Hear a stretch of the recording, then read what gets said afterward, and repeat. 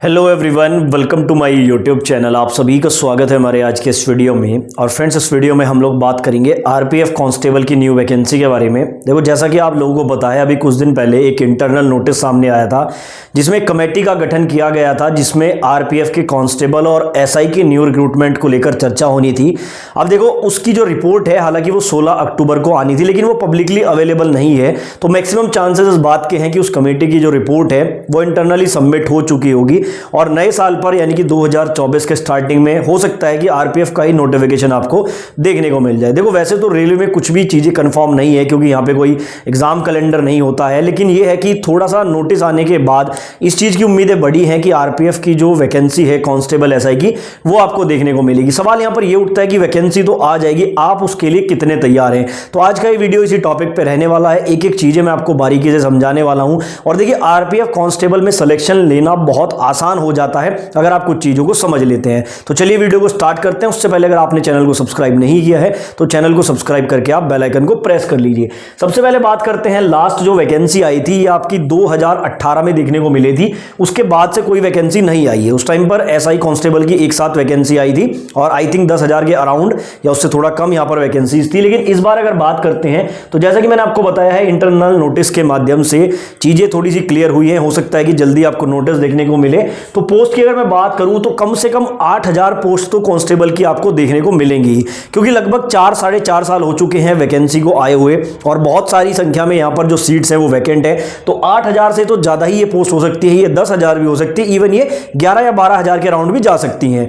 ठीक है, सिर्फ कांस्टेबल की मैं बात कर रहा हूं। अब यहां पे मेन मुद्दा जो है वो एज को लेकर उठेगा कि क्या एज का रिलैक्सेशन मिलेगा। अब रिलैक्सेशन की बात बाद में करेंगे, पहले एज का क्राइटेरिया समझ लो।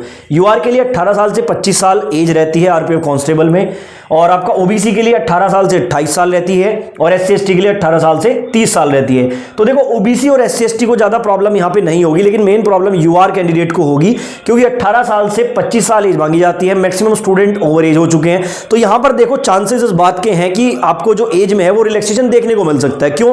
क्योंकि 2018 के बाद से वैकेंसी नहीं आई है। बीच में कोविड के अगर 2 साल को भी काउंट किया जाए और अगर थोड़ा सा एफर्ट स्टूडेंट अपनी तरफ से करेंगे, थोड़ा सा प्रोटेस्ट अगर करेंगे, तो ये आपको एज का रिलैक्सेशन देखने को मिल सकता है। तो मान के चलिए 2 साल का कम से कम आपको रिलैक्सेशन मिल जाएगा यूआर वालों को, तो 27 साल तक इसमें स्टूडेंट अप्लाई कर पाएंगे। 2 साल से ज्यादा तो मुश्किल है, 2 साल तक ही आपको मिल सकता है। क्वालिफिकेशन यहां पर सिर्फ और सिर्फ 10th रहती है, तो 10th पास स्टूडेंट इसमें अप्लाई कर सकते हैं। बड़ी अपॉर्चुनिटी है। सिलेक्शन का प्रोसेस बहुत सिंपल रहता है। देखो, रेलवे के जो बाकी एग्जाम है, जैसे एएलपी है, आपका एनटीपीसी है, वो थोड़ा सा कॉम्प्लिकेटेड प्रोसेस है। यहां पर सिंपल सा एक सीबीटी एग्जाम होता है, क्योंकि आपका अभी एनआरए सीईटी वगैरह कुछ भी लागू नहीं हो रहा है, तो पुराने पैटर्न पर ही आपका एग्जाम होगा। तो इसमें एक ही सीबीटी होता है, कंप्यूटर बेस्ड टेस्ट सिर्फ एक होता है, उसी के आधार पर मेरिट बनती है। फिजिकल होता है, डीवी मेडिकल होता है, सिंपल सा प्रोसेस है। तो अगर आप सीबीटी एग्जाम क्लियर करते हैं तो पीईटी हो जाएगा आपका, उसके साथ में ही पीएमटी यानी कि फिजिकल मेजरमेंट टेस्ट हो जाएगा, और उसके बाद डीवी मेडिकल के बाद आपको ज्वाइनिंग मिल जाएगी। बात कर लेते हैं इसके सिलेबस की। तो देखो, सिर्फ और सिर्फ आपको इसमें अगर क्वालिफाई करना है तो 3 सब्जेक्ट आपको पढ़ने पड़ेंगे।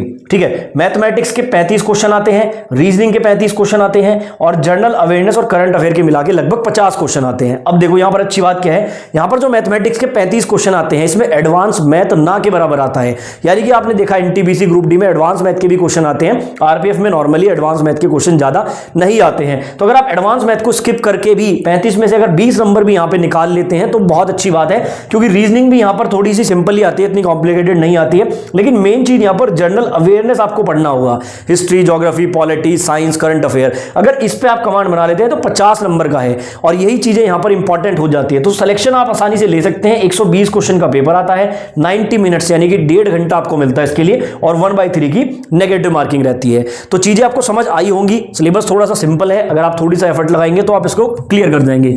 फीस की बात करूं, 500 रुपए फीस यूआर ओबीसी ईडब्ल्यूएस के लिए रहती है, और 250 रुपए एससी एसटी फीमेल के लिए रहती है। बाकी आपको पता है, रेलवे एग्जाम कराने के बाद जो है आपकी फीस रिफंड कर देता है कुछ उसमें रखने के बाद। अब यहां पर मेन चीज आती है फिजिकल। फिजिकल में क्या क्या होता है, तो फिजिकल में एक आपका होता है सबसे पहले रनिंग, उसके बाद होती है लॉन्ग जंप, उसके बाद होती है हाई जंप। अब यहां पे आपको थोड़ा सा समझना होगा। अगर मैं बात करूं रनिंग की, तो 1600 मीटर की रनिंग करनी होती है 5 मिनट 45 सेकंड में एक मेल कैंडिडेट को, और 1600 मीटर की रनिंग 5:45 में आप कर लेंगे। अगर आप लोग अच्छे एथलीट हैं, आप एक्सरसाइज वगैरह करते हैं, तो इसमें कोई डिफिकल्टी आपको रनिंग में नहीं आएगी।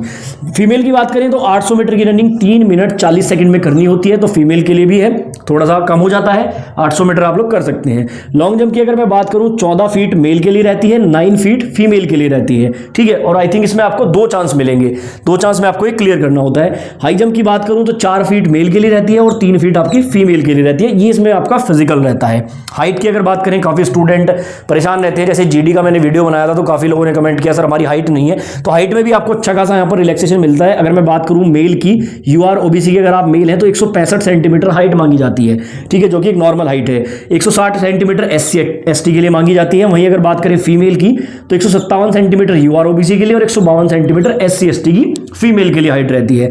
चेस्ट यहाँ पर सिर्फ और सिर्फ मेल की काउंट होती है 80 से लेकर 85 सेंटीमीटर, यानी कि बिना हवा भरे, बिना अंदर हवा को रखे, सांस को अंदर रखे 80 सेंटीमीटर और फुला के एक्सपेंड करके उसको 85 सेंटीमीटर आपकी चेस्ट होनी चाहिए यूआर ओबीसी के लिए। बाकी एससी एसटी में यहाँ भी रिलैक्सेशन रहता है, 76.2 से 81.2 यहाँ पर आपकी चेस्ट होनी चाहिए। ये पूरी चीजें मैंने आपको बता दी हैं, सिलेबस, फिजिकल, क्या क्या इसमें चीजें रहती हैं, एक एक चीजें मैंने आपको बताई हैं। अगर आप इसके लिए इंटरेस्टेड हो तो देखो यहाँ पर जो आरपीएफ की वैकेंसी है लगभग कंफर्म है कि वैकेंसी तो जरूर आएगी, क्योंकि ऐसा नहीं है कि आरपीएफ के बिना रेलवे काम कर सकता है। यहाँ पर बहुत शॉर्टेज है एम्प्लॉयज की, आरपीएफ की, एएलपी की, तो चीजें यहाँ पर आने वाली हैं। तो आपको थोड़ा सा पॉजिटिव माइंडसेट के साथ अगर तैयारी करनी है तो चीजें मैंने आपको बता दी है। वीडियो पसंद आया तो वीडियो को लाइक करके चैनल को सब्सक्राइब करना ना भूलें।